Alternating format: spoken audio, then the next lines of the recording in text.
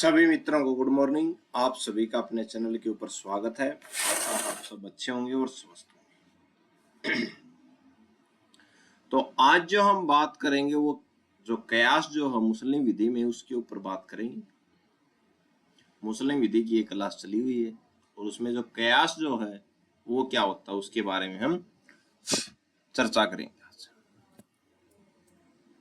तो आइए ज्यादा समय न लेते हुए सीधा टॉपिक के ऊपर चर्चा करते हैं। कयास को समझना बहुत सरल है। इसे आप तर्क के आधार पर तुलना करना कह सकते हैं भाई। तो कयास का मतलब क्या है, यानी कि तर्क है। तर्क के आधार पर आप क्या करते हैं, तुलना करते हैं, उसको क्या बोलते हैं, कयास। कयास क्या है? जब इस्लाम के मुख्य कानूनी स्रोत, जैसे इस्लाम के जो मुख्य कानूनी स्रोत है जैसे कुरान है, हदीस है, पैगंबर मोहम्मद साहब के कथन और कार्य हैं, और इजमा यानी कि विद्वानों की सहमति में किसी नई समस्या का स्पष्ट समाधान नहीं मिलता, यानी कि कुरान, हदीस और इजमा यानी कि विद्वानों की सहमति जो होती है उनमें कोई मामला है, उसका क्या कोई समस्या है, उसका समाधान नहीं मिलता, तो विद्वान किसका सहारा लेते हैं? ये कयास का सहारा लेते हैं। ठीक है, इसमें वे किसी पुरानी स्थापित समस्या जिसका समाधान कुरान या हदीस में मौजूद है की तुलना नई समस्या से करते हैं। ठीक है, तो जो पुरानी जो समस्या है उसकी तुलना जो कुरान में मौजूद या हदीस में मौजूद है उससे उसकी तुलना करते हैं और क्या करते हैं, समस्या का समाधान निकालते हैं। इसको क्या बोलते हैं? कयास बोलते हैं। अगर दोनों समस्याओं के पीछे का मूल कारण एक ही है तो पुरानी समस्या पर लागू होने वाला नियम नई समस्या पर भी लागू कर दिया जाता है भाई। इसी को क्या बोलते हैं भाई? कयास, यानी कि तर्क के आधार पर तुलना करना। ठीक है, पुराना नियम, एक पुराना नियम देखते हैं, उदाहरण देखते हैं। कुरान में शराब पीने की मनाही है भाई। ठीक है भाई, क्योंकि वहां इंसान को सोचने समझने की शक्ति यानी कि होश को खत्म कर देती है भाई। ठीक है, शराब जो है वो आदमी के सोचने समझने की शक्ति और होश को खत्म कर देती है, इसलिए कुरान में क्या शराब पीना मनाही है भाई। अब नई समस्या आ गई। ठीक है, नई समस्या कौन सी आ गई? आज के दौर में ऐसे मान लो गांजा पीना जो है वो एक समस्या है। कोई नशीली पदार्थ कोई भी मान लो, पहले कुरान में बोल रखा था शराब पीना क्या है, मनाही, क्योंकि वो इंसान की सोचने समझने की शक्ति को क्या नहीं, की होश को खत्म कर देता है। नई समस्या आ गई कोई नशे से संबंधित, तो ये बात कुरान में कही गई है। ठीक है, तो मान लीजिए आज के दौर में कोई ऐसा नया नशीला पदार्थ सामने आया जो कुरान के समय नहीं था, तो कौन सा नियम लागू हो जाएगा? ये वाला नियम लागू कर दिया जाएगा। ठीक है, कि कुरान में शराब के बारे में बोल रखा है कि वहां पे क्या हो जाता है, शराब पीने से सोचने समझने की शक्ति क्या हो जाती है, खत्म हो जाती है व्यक्ति की। तो वही अगर नशीला पदार्थ है तो यहीं पे यहाँ पर भी अगर कोई नया नशीला पदार्थ निकल के आया तो यही नियम लागू हो जाएगा कि सोचने समझने की शक्ति क्या हो जाती है, खत्म हो जाती है। ठीक है, कयास यानी कि तर्क, विद्वान देखते हैं कि इस नए पदार्थ का मूल कारण यानी कि नशा करना या होश खोना वही है जो शराब का था भाई। ठीक है, तो तर्क यानी कि तुलना कर ली और क्या बना दिया जाएगा, ये बता दिया जाएगा कि ये भी क्या है, गलत है भाई। निष्कर्ष क्या निकलेगा? चूंकि दोनों का कारण एक ही है, क्या करना, नशा करना और होश खोना भाई, इसलिए विद्वान कयास लगाकर यह तय करते हैं कि यह नया पदार्थ भी उसी नियम यानी कि हराम वर्जित के दायरे में आएगा भाई। ठीक है, तो दोनों की तुलना कर दी, यानी कि तर्क के आधार पर तुलना करके जो बात सामने लाई जाती है उसको क्या बोलते हैं, कयास कहते हैं भाई। ठीक है, आइए आगे बात करते हैं। याद रखने वाली मुख्य बातें, नया कानून नहीं बनता भाई। ठीक है, कयास का मतलब यह नहीं है कि विद्वान अपनी मर्जी से कोई नया कानून बना रहे हैं। ठीक है, तो नया कानून नहीं बनेगा। इसका मतलब यह है कि वे पुराने स्थापित और प्रमाणिक सिद्धांतों को ही नई स्थितियों पर लागू कर रहे हैं भाई। ठीक है, यानी कि कुरान में लिख रखा था कि शराब पीना हराम है। ठीक है, तो वहीं पे कोई नया, और ये शराब क्या कर देती है, नशा करती है और व्यक्ति को होश में नहीं छोड़ती भाई। वहीं यहाँ पे कुरान का सहारा ही लिया गया इसको सोल्व करने के लिए नए मामले को। तर्क का मतलब जैसा कि हदीस में जिक्र है, जब सीधे तौर पर कुरान या हदीस से जवाब न मिले तब अपनी बुद्धि और विवेक का इस्तेमाल करके उन मूल सिद्धांतों के आधार पर निर्णय लेना ही क्या है, कयास है। तो कोई मामला है, कोई समस्या जिसका कुरान में समाधान नहीं है, हदीस में भी नहीं मिलता जवाब उसका, तो अपनी बुद्धि और विवेक का इस्तेमाल करके क्या करते हैं, मूल सिद्धांतों के आधार पर, यानी कि जो कुरान और हदीस में वैसे ही जो सिद्धांत हैं उनके आधार पर निर्णय लेना ही क्या है भाई, कयास है भाई। ठीक है, आइए आगे चर्चा करते हैं। आधार क्या है, यह तभी किया जाता है जब कोई और रास्ता न हो। तो कयास कब किया जाता है, जब कोई और रास्ता नहीं हो। यह पूरी तरह से तुलनात्मक अध्ययन पर आधारित है। ठीक है, तो कयास पूरा क्या है, तुलनात्मक अध्ययन पर आधारित है। यह एक बड़ा विवाद रहा है कि क्या इंसान अपनी बुद्धि से कानून में तर्क यानी कि कयास जोड़ सकता है या नहीं। आइए समझते हैं इसको, विरोध करने वाले लोग क्या कर रहे हैं इसको और क्यों कर रहे हैं भाई। ठीक है, कि क्या बुद्धि से कानून में तर्क यानी कि कयास जोड़ा जा सकता है या नहीं भाई। आइए देखते हैं जोड़ा जा सकता है या नहीं। विवाद का मुख्य बिंदु क्या है भाई, यहाँ इंसान कानून बना सकता है भाई, ये है भाई मुख्य बिंदु। इंसान कानून बना रहा है तो हो सकता है कुछ ना कुछ गड़बड़ कर दे भाई। जो लोग कयास का विरोध करते हैं उनका मानना है कि ईश्वर का दिया हुआ ज्ञान यानी कि कुरान और पैगंबर का तरीका यानी कि सुन्नत और हदीस पूर्ण है भाई। उन्हें लगता है कि इंसान को अपनी बुद्धि से इसमें कुछ भी जोड़ने की जरूरत नहीं है। ये जो विरोध करते हैं वो बोल रहे हैं भाई। इसे समझने के लिए उनके तर्क दो हिस्सों में बांटे गए हैं। पहला है विरोध करने वालों का पक्ष, यानी कि कयास के खिलाफ कौन से तर्क हैं। विरोधियों जैसे कुछ हद तक हम्बली और शिया विचारधारा के कुछ विद्वान का कहना है कि क्या कहते हैं हम्बली और शिया विद्वान, कुरान पूर्ण है। जैसा आपने आयत का हवाला दिया, आयत कौन सी है, 1689। वे कहते हैं कि किताब में हर चीज का विवरण है। ठीक है, तो जब सब कुछ पहले से ही कुरान में मौजूद है तो हमें अपनी बुद्धि लगाने की जरूरत क्यों है। ठीक है, इसलिए इसका विरोध करते हैं भाई कि नया तर्क नहीं जोड़ना चाहिए भाई, नया कानून इंसान द्वारा नहीं बनाना चाहिए। इंसानी बुद्धि की सीमा, उनका तर्क है कि इंसान की सोच सीमित और गलत हो सकती है।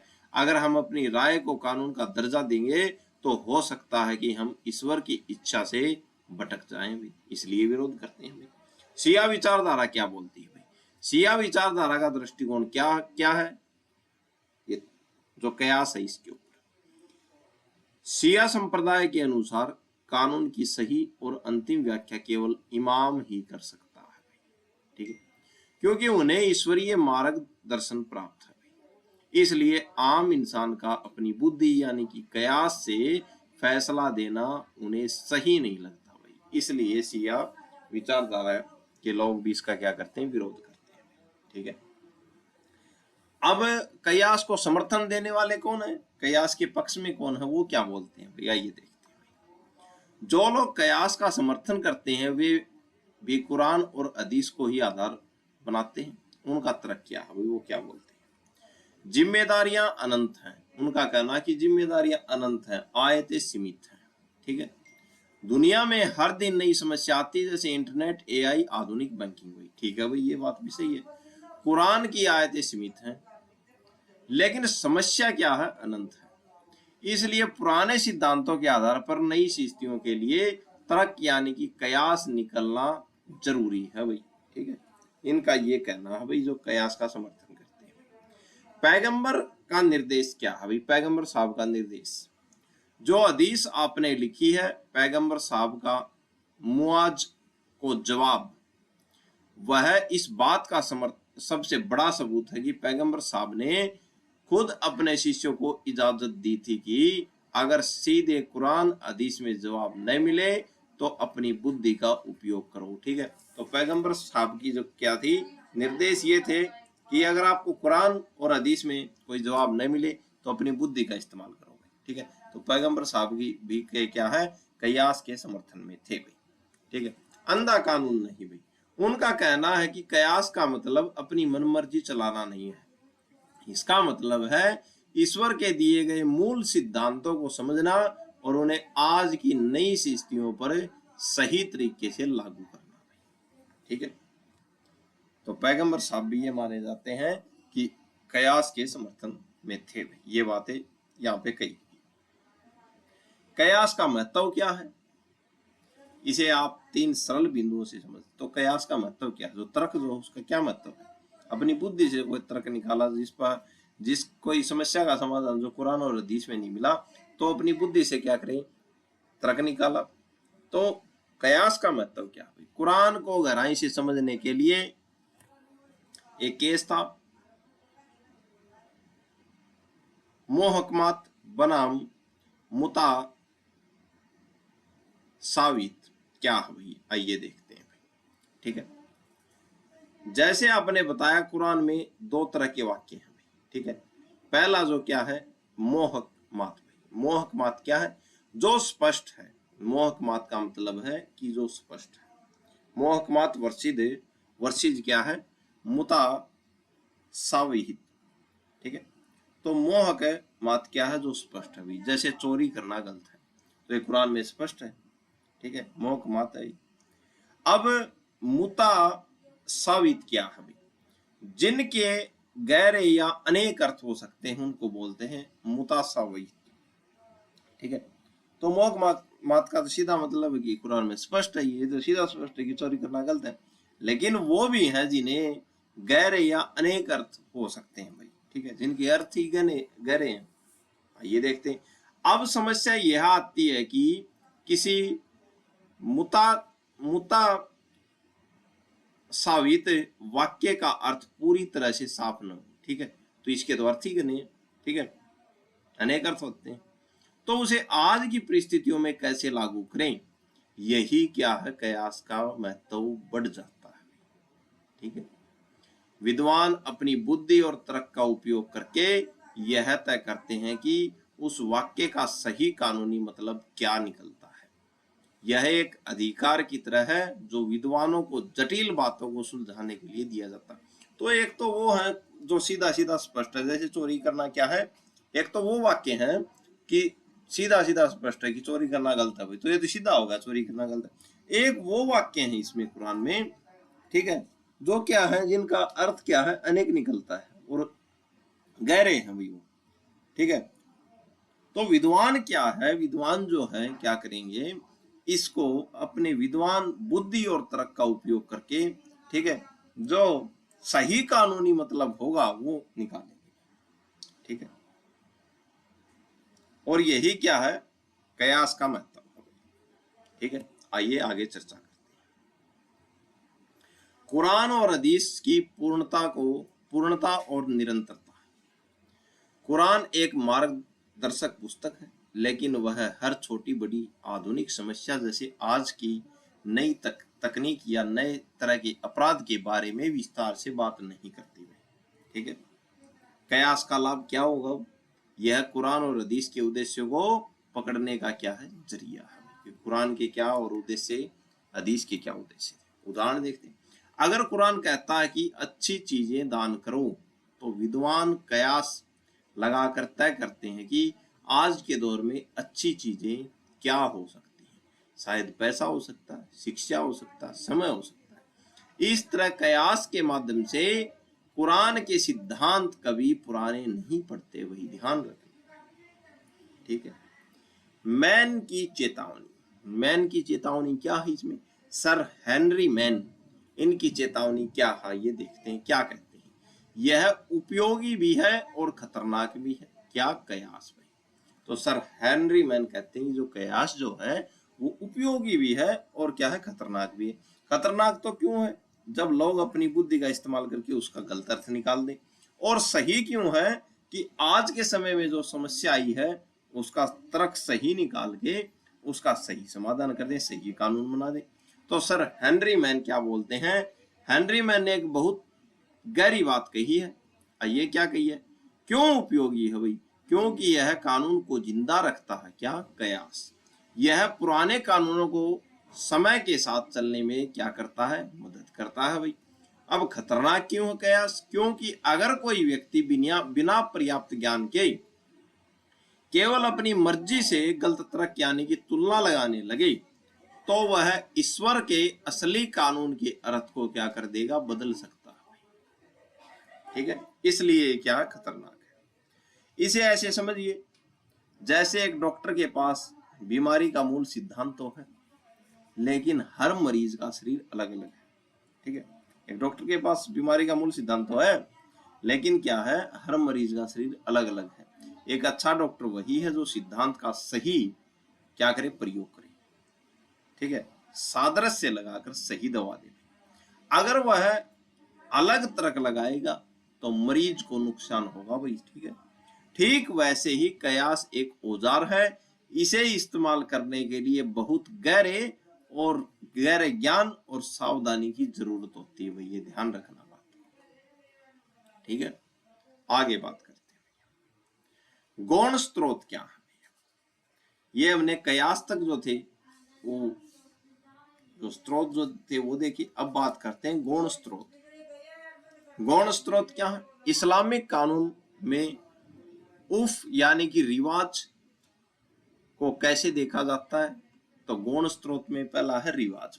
ठीक है, उफ का मतलब क्या है भाई? उफ का सीधा सा मतलब है वे काम या तरीके जो किसी समाज में लंबे समय से चले आ रहे हैं। तो उफ या रिवाज, तो रिवाज क्या है? रिवाज वो है, ठीक है, वे काम या तरीके जो किसी समाज में लंबे समय से चले आ रहे हैं और जिन्हें वहां के लोग अपनी जीवन शैली का हिस्सा बना चुके हैं, उनको रिवाज, परंपरागत रिवाज या उफ कहते हैं। ठीक है, कानून के स्रोत के रूप में इसका दर्जा क्या है? आइए देखते हैं किसका? रिवाज या उफ का। इस्लामी कानून में कुरान, हदीस, इजमा और कयास को तो प्राथमिक स्रोत कहते हैं। तो अब तक हमने प्राथमिक स्रोत देखी, अब स्रोतों की बात करते हैं, गौण स्रोतों की। ठीक है, माना जाता है, लेकिन रिवाज को उतना ऊंचा दर्जा नहीं मिलता। ठीक है, आइए देखते हैं। मुख्य आधार नहीं है वे रिवाज का। रीति रिवाजों को कभी भी कानून का मुख्य स्रोत जैसे कुरान है नहीं माना गया है। इसका मतलब है कि अगर कोई रिवाज कुरान या हदीस के किसी साफ नियम के खिलाफ जाता है तो उस रिवाज को क्या कर दिया जाएगा? रद्द कर दिया जाएगा। ठीक है, अगर कोई रिवाज है, कोई रीति रिवाज है जो अगर कुरान या हदीस के खिलाफ जा रहा है तो उसको क्या कर दिया जाएगा? रद्द मान दिया जाएगा। ठीक है, बात नंबर 2, पूरक। पूरक की भूमिका क्या है इसमें? इसे एक मददगार की तरह देखा जा सकता है। ठीक है, जहां तो ये जो है एक जो रिवाज जो है एक मददगार की तरह देखा जा सकता है। जहां कुरान या हदीस में कोई स्पष्ट नियम नहीं है या जहां मामला बहुत सामान्य है, वहां समाज में चले आ रहे अच्छे रिवाजों को मान्यता दे दी जाती है। भाई ये भी ध्यान रखना, इसलिए पूरक है।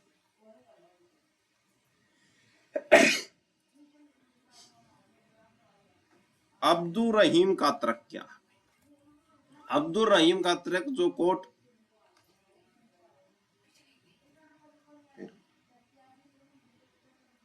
अब्दुल रहीम का तर्क क्या है? जो कोर्ट अब्दुल रहीम एक बहुत गहरी बात कर रहे हैं। उनका कहना है कि भले हम इसे कागजों पर न कहें, लेकिन सच्चाई यह है कि इस्लाम का कानून उन्हीं लोगों के बीच से निकला है जो पहले से ही कुछ खास रिवाजों का पालन करते थे। ठीक है, अब्दुल रहीम का तर्क क्या है? उनका कहना है कि भले ही हम इसे कागजों पर कानून न कहें, ठीक है, किसको? रिवाजों को, लेकिन सच्चाई यह है कि इस्लाम का कानून उन्हीं लोगों के बीच से निकला है जो पहले से ही कुछ खास रिवाजों का पालन करते थे। यानी इस्लाम ने पूरी तरह से समाज को नहीं बदला, बल्कि समाज ने उन अच्छे रिवाजों को अपने साथ जोड़ लिया जो इस्लाम के सिद्धांतों के खिलाफ नहीं थे।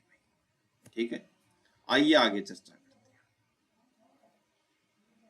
हैं। एक आसान उदाहरण को समझते हैं। मान लीजिए व्यापार का कोई नियम है। ठीक है भाई, कुरान में व्यापार की नैतिकता को बताया गया है भाई। ठीक है भाई। लेकिन किसी शहर में वजन तोलने का क्या तरीका है या बाजार किस समय खुलेगा, इसके बारे में कुरान में बारीकी विवरण नहीं है भाई। ठीक है भाई, तो ये शहर कब खुलेगा और तोलने का तरीका क्या है इसका विवरण नहीं। तो वहां के लोग जो रिवाज यानी कि उफ इस्तेमाल करते हैं उसे ही कानून मान लिया जाता है भाई, बेशर्ते वे बेईमानी या शोषण न करते हो। ठीक है, तो जो वहां की जो रिवाज जो होगी कैसे तोलते हैं और तो उसी के मान लिया जाएगा भाई, और बाजार कब खुलता है तो वही कानून मान लिया जाएगा।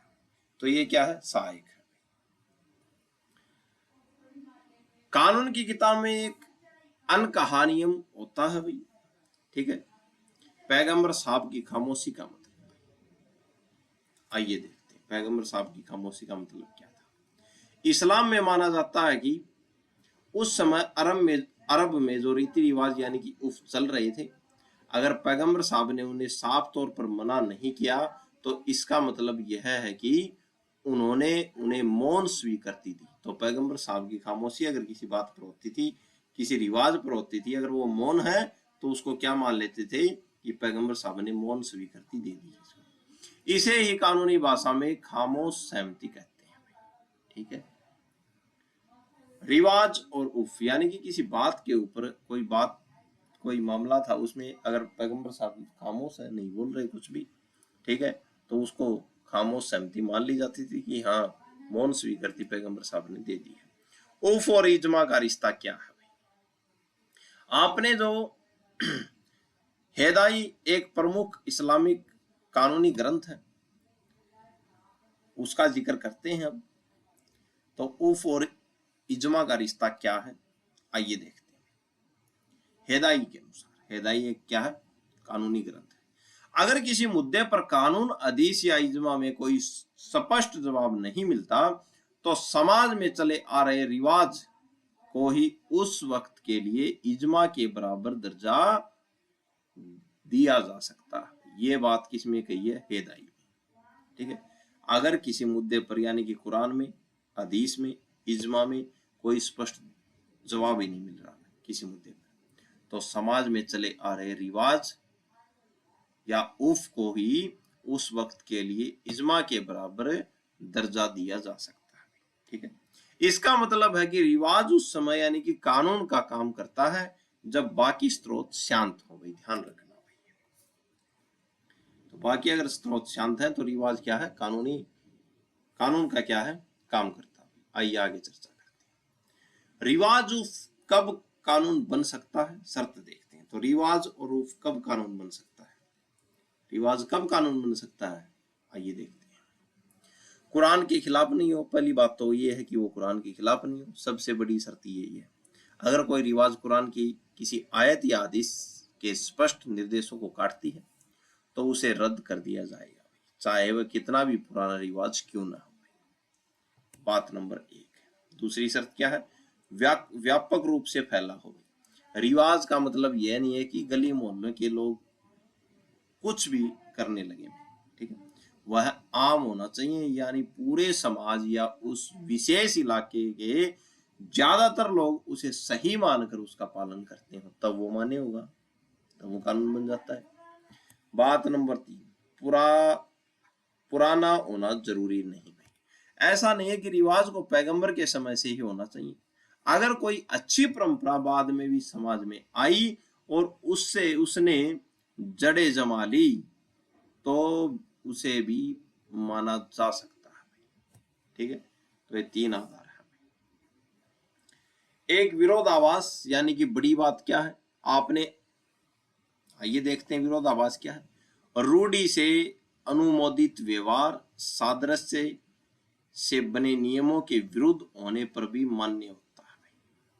ठीक है, रूढ़ी से अनुमोदित व्यवहार है, सादृश्य कयास से बने नियमों के विरुद्ध होने पर भी क्या मान्य होता है। आइए देखते हैं। इसका अर्थ यह है कि अगर किसी कानूनी तर्क यानी कि कयास से कोई नतीजा निकलता है लेकिन समाज का यानी कि रिवाज उससे बिल्कुल उल्टा है तो अक्सर रिवाज को प्राथमिकता दी जाएगी। ठीक है, अगर किसी कानूनी तर्क यानी कि कयास से कोई नतीजा निकलता है, ठीक है भाई, तर्क से नतीजा निकल रहा है लेकिन समाज का जो रिवाज जो है उससे बिल्कुल उल्टा है। किससे भी बिल्कुल उल्टा है? तर्क से। तो अक्सर रिवाज को क्या दी जाएगी? प्राथमिकता दी जाएगी। ये भी ध्यान रखना। क्यों? क्योंकि कानून लोगों के लिए होता है। अगर कोई कानून समाज के बुनियादी रिवाजों के खिलाफ जाए तो उसे लागू करना मुश्किल होगा। इसलिए व्यवहारिक जरूरतों को देखते हुए रिवाजों को कानूनी मान्यता दी जाती है। तो रिवाज क्या है? गौण स्रोत है मुस्लिम विधि का। आइए आगे चर्चा करते हैं। क्योंकि यह धार्मिक कानून यानी कि शरीयत और पुरानी स्थानीय रिवाजों बीच के टकराव को सुलझाता है। ठीक है। पहले क्या होता था, यानी कि पुराने दौर में क्या होता था, आजादी से पहले भारत के कई मुस्लिम समुदाय जैसे पंजाब और बॉम्बे के खोजा समुदाय इस्लाम को तो मानते थे, लेकिन उन्हें उत्तराधिकार और संपत्ति से जुड़े नियम स्थानीय हिंदू रीति रिवाजों जैसे थे। ठीक है भाई। धीरे धीरे ये रिवाज मुस्लिम विधि के मूल सिद्धांतों पर हावी होने लगे। ठीक है। तो ये था पहले का दौर। शरीयत अधिनियम 1937 का आना बड़ा बदलाव है। जब सरकार को लगा कि मुस्लिम कानून की जगह ये स्थानीय रिवाजें बढ़ती जा रही हैं, तो उन्होंने मुस्लिम व्यक्तिगत विधि यानी कि शरीयत प्रयोग अधिनियम 1937 बनाया। इस कानून का मुख्य मकसद था रिवाजों को हटाकर वापस असली मुस्लिम प्रसंगों को लागू करना। ठीक है। कानून की धारा 2 क्या कहती है भाई? मुस्लिम लोग इस्लामी कानून की। किसकी? 1937 वाले की। मुस्लिम व्यक्तिगत जो इसकी धारा 2 क्या कहती है? इस कानून की धारा 2 बहुत सख्त है। यह कहती है कि अगर पक्षकार मुस्लिम हैं तो 10 खास मामलों में अब कोई स्थानीय रिवाज नहीं चलेगी। तो 10 खास मामले बताइए, इनमें क्या कोई स्थानीय रिवाज नहीं चलेगी, केवल शरीयत यानी कि इस्लामिक कानून ही लागू होगा। कौन कौन से मामले हैं आइए देखते हैं। कानून की धारा 2 क्या कहती है भाई? ठीक है। तो 10 मामले हैं, इनमें कौन सा मामला शरीयत कानून ही चलेगा, रिवाज वाली बात नहीं चलेगी। पहला है उत्तराधिकार का अगर मामला हुआ तो शरीयत कानून लागू होगा 1937 का। महिलाओं की विशिष्ट संपत्ति का मामला है तो भी 1937 का होगा। विवाह का मामला है तो भी यही लागू होगा। मेहर का मामला है तो भी यही लागू होगा। ठीक है। मुस्लिम व्यक्तिगत विधि। ठीक है, शरीयत कानून। विवाह विच्छेद का है तो भी 1937 का ही लागू होगा। भरण पोषण, संरक्षता, दान, वक्फ और न्यास, अगर ये 10 मामले हैं तो इनमें कौन सा कानून लागू होगा? ये मुस्लिम व्यक्तिगत विधि प्रयोग अधिनियम 1937 लागू होगा। इसमें रिवाजें लागू नहीं होगी इन 10 मामलों में। अगर इनसे कोई हटके मामला है तो वो देखा जाएगा। आइए आगे चर्चा करते हैं।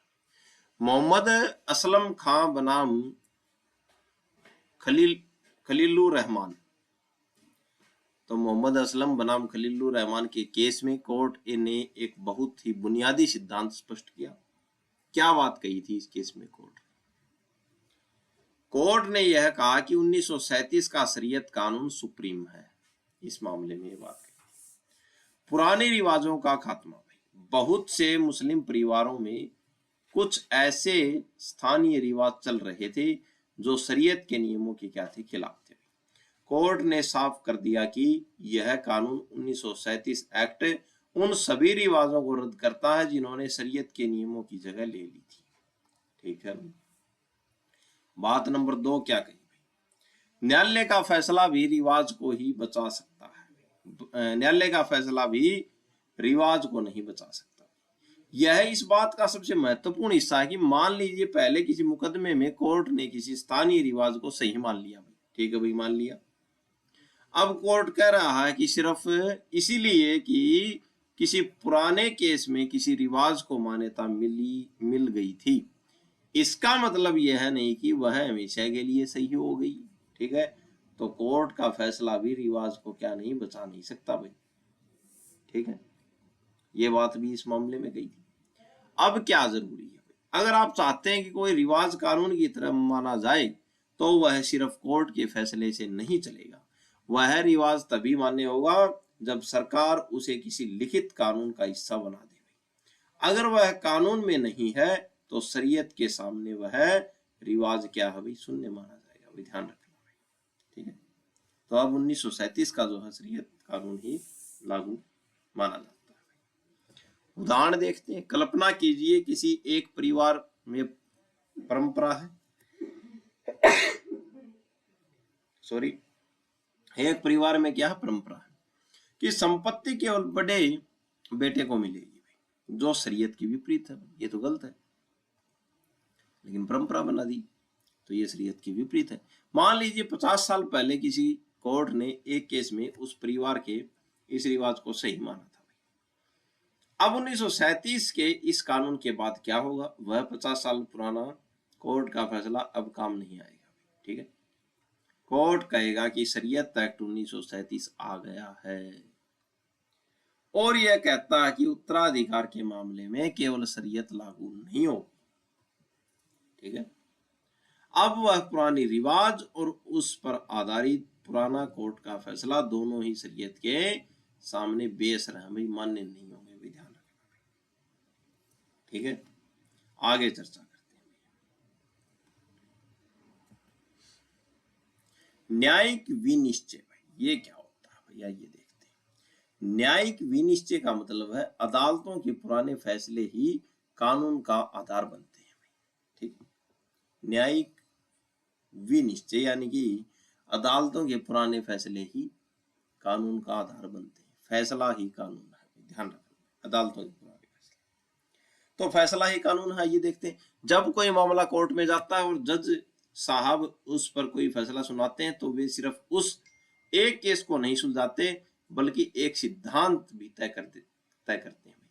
इसी सिद्धांत को न्यायिक विनिश्चय या पूर्व निर्णय कहा जाता है, ध्यान रखना, ठीक है। दृष्टांत का महत्व क्या है,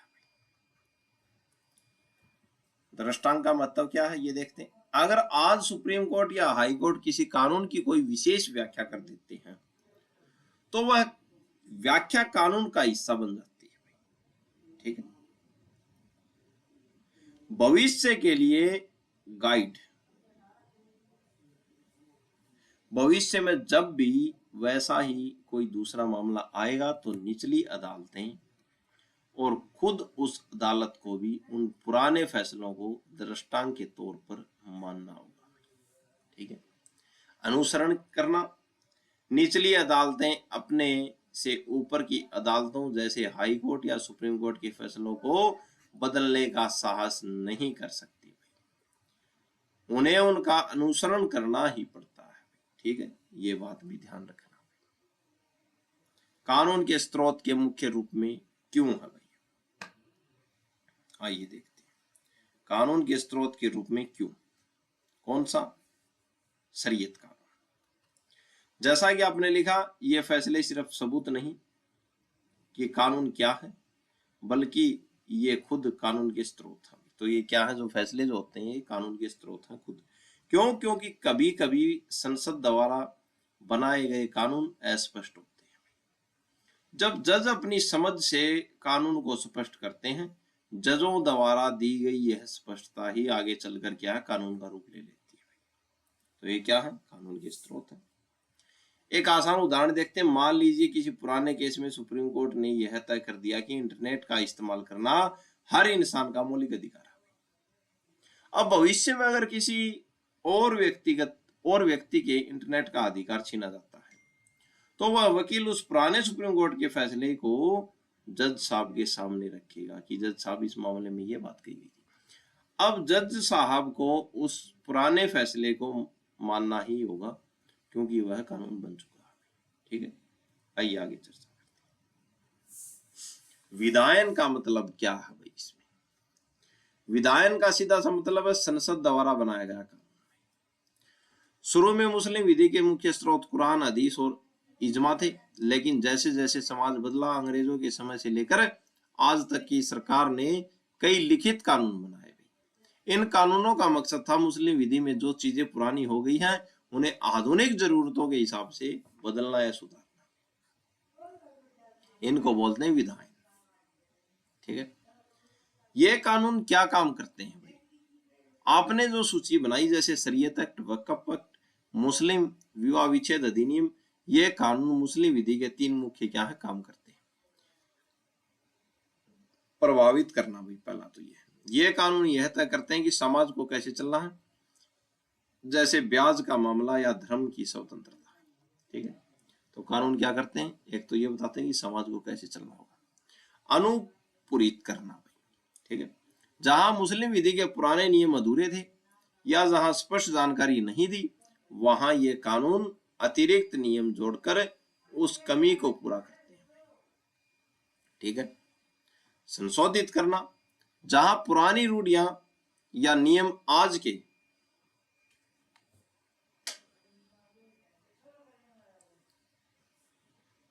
अनुपूरित करना भाई, जहां मुस्लिम विधि के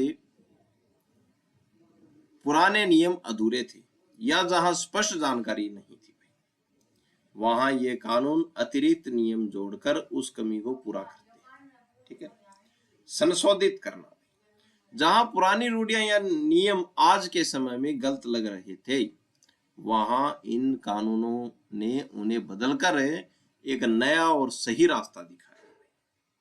तो ये कानून ये काम करते। उदाहरण देखते हैं, जैसे मुस्लिम विवाह विच्छेद अधिनियम 1939 को ही ले। यह कानून इसलिए आया ताकि मुस्लिम महिलाओं को यह कानूनी अधिकार मिल सके कि किन स्थितियों में तलाक ले सकती है। ठीक है, यह पहले यह अधिकार स्पष्ट नहीं था, लेकिन इस विधान यानी कि कानून ने उसे लिखित और स्पष्ट बना दिया। ठीक है, आइए आगे चर्चा करते हैं। विधान का मतलब देख लिया, ठीक है, कानून प्रभावित कैसे होता है वो देखा, उदाहरण भी देख लिया हमने, फिर से वही आ गया। तो ये मुस्लिम विवाह अधिनियम जो था, ये ऊपर वाला ये 1986 था, सॉरी ध्यान रखना 1986 में आया था। ठीक है,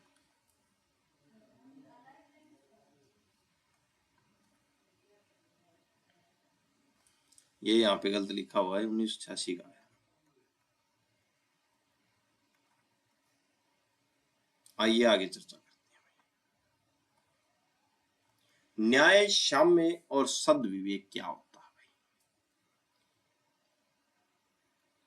लकीर के फकीर न बनकर विवेक से ही सही और गलत का फैसला करना।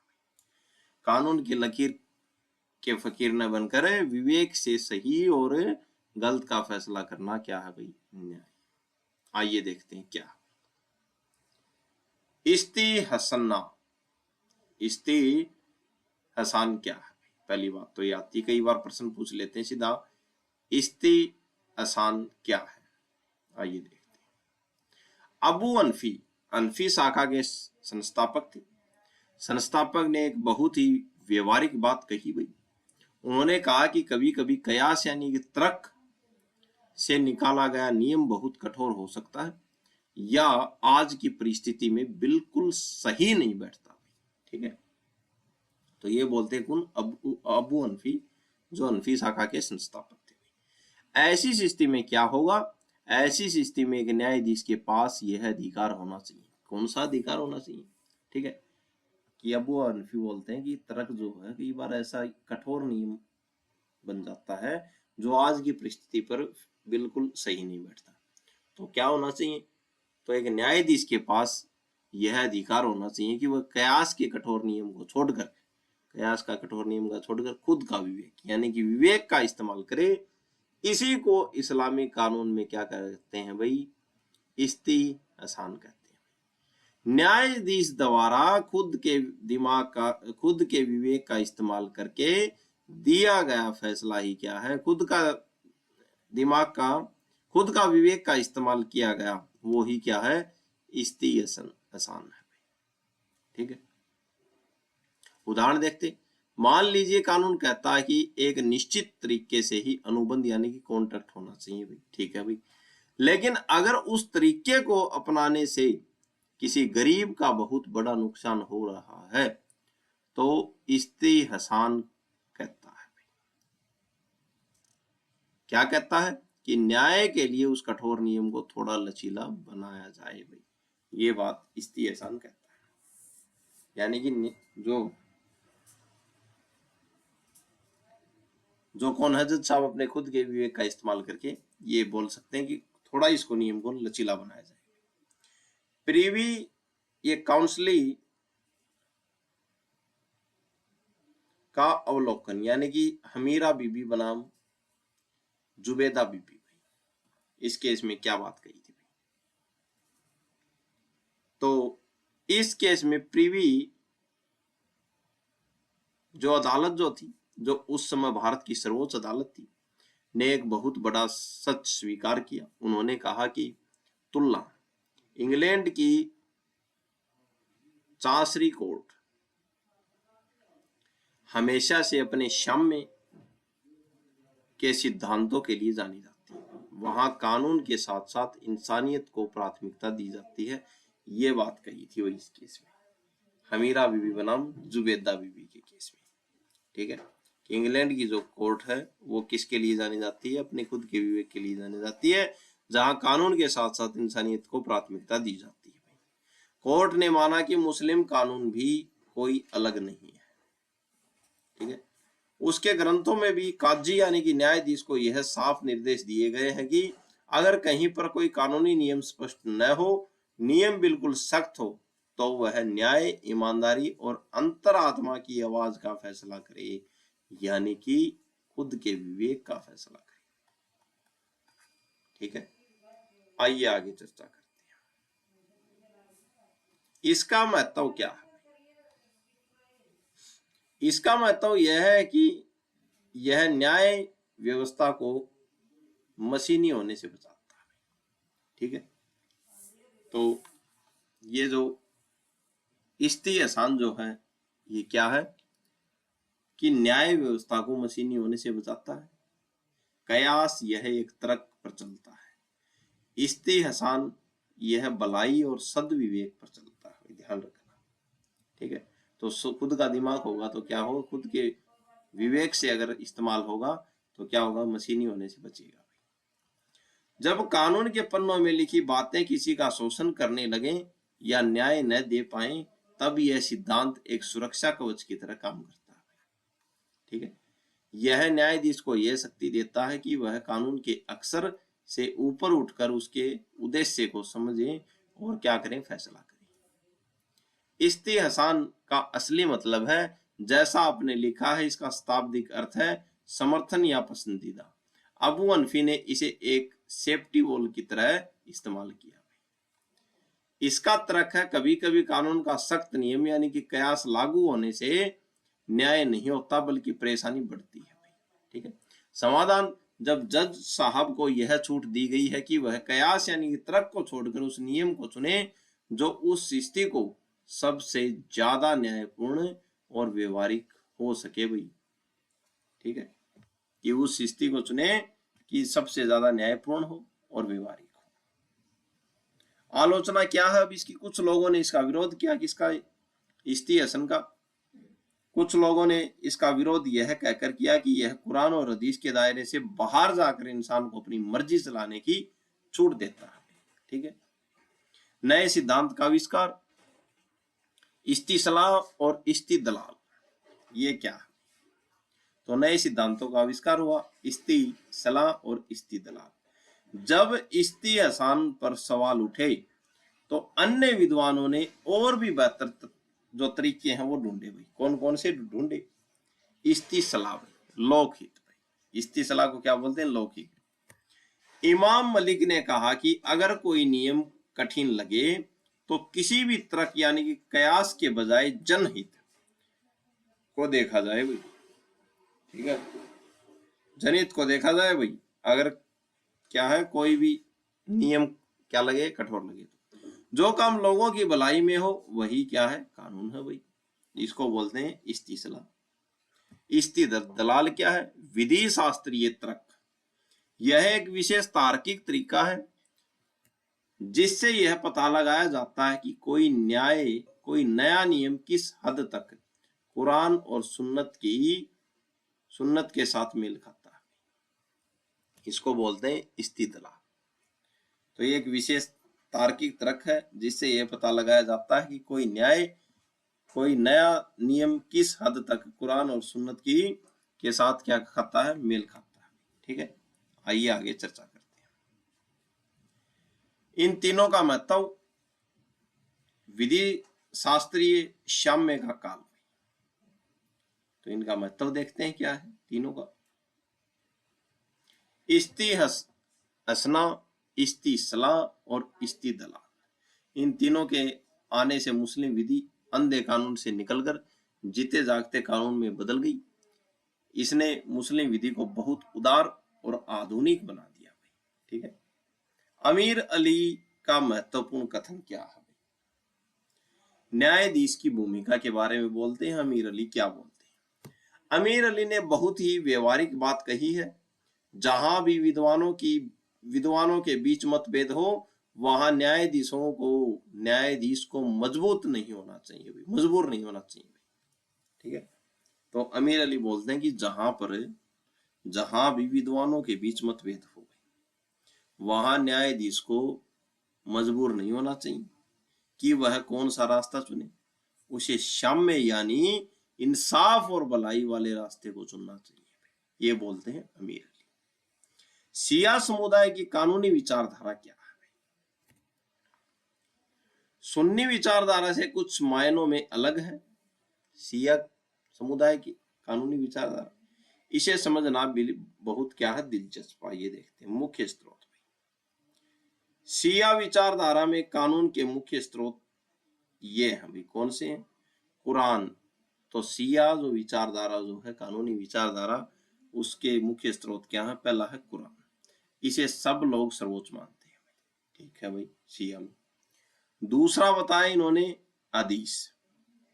यहां शिया और सुन्नी नजरिए में बड़ा अंतर है। ठीक है, किसमें? हदीसों में। बात नंबर 3 है इजमा, विद्वानों की सहमति। ये शिया वाले भी विचारधारा के मानते हैं। ठीक है, अब बात करते हैं शिया विचारधारा में जो हदीस जो है, इनके बारे में नजरिया क्या है। शिया समुदाय इस मामले में बहुत क्या है, कट्टर है भाई। ठीक है, मुख्य स्रोत क्या है? शिया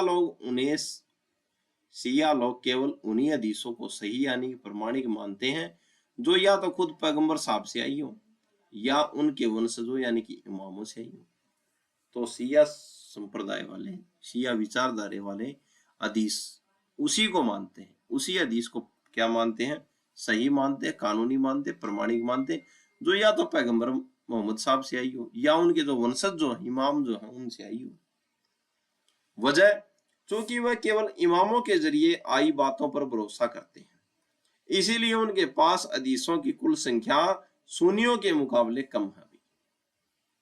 वे उन लोगों की बातों को हदीस नहीं मानते जिन्हें वे अपना इमाम नहीं मानते भी। तो ये जो इमाम जो हैं, जो वंशज जो हैं पैगंबर साहब के, उनकी जो बातें जो उनके हदीस जो हैं, उन्हें को ये प्रमाणिक मानते, कानूनी मानते। इसलिए इनकी क्या है, हदीसों की संख्या इनके पास सुन्नियों की तुलना में कम है। ये आगे चर्चा करते हैं। कयास का विरोध। शिया कानून का सबसे बड़ा अंतर यह है कि वह कयास यानी कि तर्क या सादरस्ता को कानून का स्रोत नहीं मानते। क्यों नहीं मानते? उनका मानना है कि कयास में इंसान अपनी बुद्धि का इस्तेमाल करता है जो गलत हो सकता है। तो शिया कयास का भी विरोध करते हैं। वैकल्पिक रास्ता, उनके लिए इमाम का ज्ञान सबसे ऊपर है, जो इमाम बोल देगा वही सही है। यदि कुरान या हदीस में किसी समस्या का हल नहीं मिलता तो शिया समुदाय इमाम के मार्गदर्शन को ही क्या मानती भाई, अंतिम मानती है। ठीक है, इमाम की भूमिका क्या है? इमाम का स्थान शिया विचारधारा के अनुसार, तो इमाम का, जब ये सभी बातें इमाम की मान रहे हैं तो सबसे ऊंचा दर्जा होगा, बहुत ऊंचा दर्जा इमाम का शिया संप्रदाय में।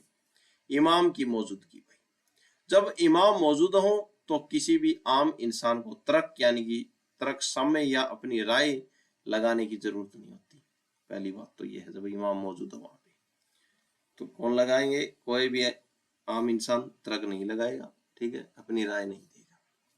निर्णय कानून की सही व्याख्या केवल इमाम ही कर सकते हैं, ये मानते हैं शिया वाले, क्योंकि उन्हें ईश्वरीय मार्गदर्शन क्या है प्राप्त है। इसलिए जब तक इमाम का मार्गदर्शन उपलब्ध है तब तक कोई भी दूसरा तर्क यानी कि कयास कानून का स्थान नहीं ले सकता, ये बोलते हैं शिया विचारधारा। हिंदू विधि और मुस्लिम विधि दोनों, इनके बीच में अंतर देखते हैं। तो हिंदू विधि और मुस्लिम विधि में क्या अंतर है? दोनों ही प्राचीन और समृद्ध है। तुलना की है। आइए देखते हैं स्त्रोतों में समानता भी। सबका आधार एक है भाई, सबका आधार ईश्वरीय है, हिंदू का भी और मुस्लिम विधि का भी। हिंदू विधि इसके 4 मुख्य स्त्रोत हैं। श्रुति यानी कि वेद, स्मृति यानी कि मनुस्मृति, सदाचार यानी कि अच्छे लोगों का व्यवहार, और अंतकरण यानी कि अपनी अंतरात्मा की आवाज। ठीक है, तो स्त्रोत हिंदू विधि के 4 हैं, श्रुति, स्मृति, सदाचार और अंतकरण। वही मुस्लिम विधि के 4 स्त्रोत कौन से हैं? कुरान, हदीस, इज्मा और कयास। दोनों पत्तियों में पहली समानता यह है कि वे खुद को ईश्वरीय मानती है। ठीक है, कुरान भी ईश्वरीय मानती है और क्या है, हिंदू भी ईश्वरीय मानती विधि। यानी ये नियम इंसान के बनाए हुए नहीं है बल्कि ईश्वर यानी कि परमात्मा द्वारा दिए गए मार्गदर्शन पर आधारित है। ठीक है, ये मानते हैं। और क्या अंतर है इनमें? शासक यानी कि राजा सरकार की भूमिका क्या है? दोनों ही धर्मशास्त्रों में एक बहुत बड़ी बात समान है, विधि राजा से ऊपर है। ठीक, यानी कि दोनों ही क्या है, विधियां ये बोलती हैं कि विधि क्या है, राजा से ऊपर है। पुराने समय में राजा या सुल्तान का यह काम नहीं था कि वह अपनी मर्जी से नया कानून बनाए। ठीक है, उनका एकमात्र कर्तव्य यह था कि जो कानून धर्म ने तय कर दिया उसे ईमानदारी से लागू करेंगे। राजा भी उसी कानून के दायरे में आता था, कानून राजा की जेब में नहीं था। तो इसलिए क्या है, विधि राजा से ऊपर है। श्रुति बनाम कुरान। हिंदू विधि में श्रुति यानी कि वेद को सबसे ऊपर रखा गया है, जिसे साक्षात ईश्वर की वाणी माना जाता है। ठीक है, मुस्लिम विधि में कुरान को वही सर्वोच्च दर्जा प्राप्त है। यानी दोनों ही धर्मों में एक आधारभूत किताब है जिसे कोई बदल नहीं सकता और वही क्या है, सत्य है। ठीक है, मुख्य अंतर की बात करें तो पैगंबर साहब का स्थान भाई, यहाँ एक बड़ा अंतर है आता है जिन्हें आपने सही पकड़ा भाई। मुस्लिम विधि एक ऐतिहासिक पुरुष यानी कि पैगंबर मोहम्मद साहब से गहराइयों से जुड़ी है। ठीक है, मुस्लिम विधि की व्याख्या उनके जीवन, उनके शब्दों यानी कि हदीसों और उनके कार्यों के इर्द गिर्द घूमती है भाई। ठीक है, वहीं हिंदू विधि की अगर बात करें, हिंदू विधि में ऐसा कोई एक विशेष व्यक्ति नहीं है जिसे व्यवस्थापक या कानून बनाने वाला माना जाए। इसमें नियम ऋषियों और मुनियों के सामूहिक ज्ञान यानी कि स्मृतियों और वेदों यानी कि श्रुति से निकले हैं, जो किसी एक इंसान की पहचान पर निर्भर नहीं है। ठीक है, तो ये था हिंदू विधि और मुस्लिम विधि में अंतर। तो आज की जो क्लास जो थी यहाँ तक आपके सामने पेश की गई, आशा आपको समझ में आया होगा। और आज के लिए इतना ही। चैनल को लाइक करें, शेयर करें, अपने दोस्तों तक जहां तक हो पहुंचाने की कोशिश करें। आज के लिए इतना ही। धन्यवाद, धन्यवाद, धन्यवाद।